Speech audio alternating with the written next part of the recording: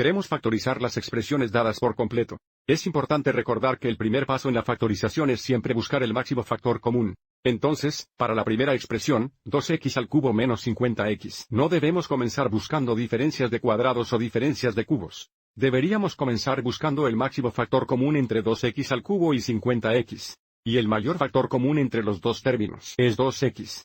Entonces, si es útil, podemos escribir cada término como un producto que involucra 2x. Podemos escribir 2x en cubos como 2x veces x al cuadrado, menos, podemos escribir 50x como 2x veces 25. Este paso es opcional.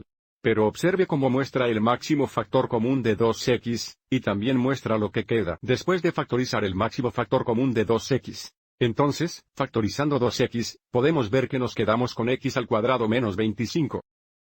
A partir de aquí, debemos reconocer que la expresión factorizará más porque x al cuadrado menos 25 es una diferencia de cuadrados.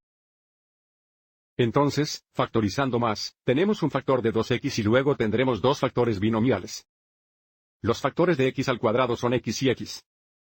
Los factores de 25 son 5 y 5, y debido a que tenemos una diferencia de cuadrados, un factor es x más 5 y el otro es x menos 5.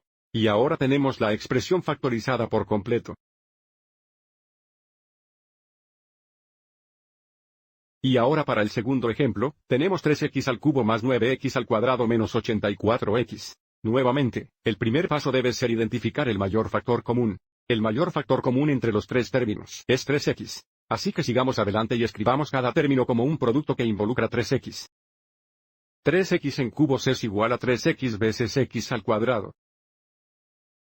Más 9x al cuadrado es igual a 3 veces x 3 veces, menos 84x es igual a 3 veces x 28.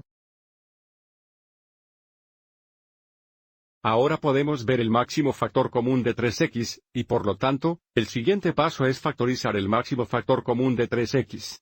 Pero también podemos ver lo que queda después de factorizar 3x. Factorizar 3x nos da 3x veces una cantidad de x al cuadrado. Más 3x. Menos 28. Observe dentro del paréntesis, ahora tenemos un trinomio con un coeficiente principal de 1, lo que significa que el trinomio dentro del paréntesis se factorizará aún más si podemos encontrar los factores de c, o en este caso los factores negativos de 28. Eso se suma a ser, que en este caso es positivo 3. Entonces, si el trinomio factoriza más, se factorizará en dos factores binomiales. Los factores de x al cuadrado son x y x. Los segundos términos nuevamente serán los factores negativos 28 que se suman a los tres positivos. Así que consideremos los factores de 7 negativos y 4 positivos, así como los factores de negativo 4 y positivo 7. Veamos cuál de estos factores tiene una suma de 3 positivos. Bueno, negativo 7 más 4 es igual a negativo 3, entonces negativo 7 y positivo 4 no son los factores que estamos buscando. Pero observe que 4 más 7 negativos son 3 positivos. Entonces, los dos factores que estamos buscando son 4 negativos y 7 positivos. Lo que significa que uno de los factores binomiales es x menos 4. Y el otro es x más 7. Y recuerda que el orden de los factores binomiales no importa. Y ahora tenemos el trinomio factorizado por completo. Espero que hayas encontrado esto útil.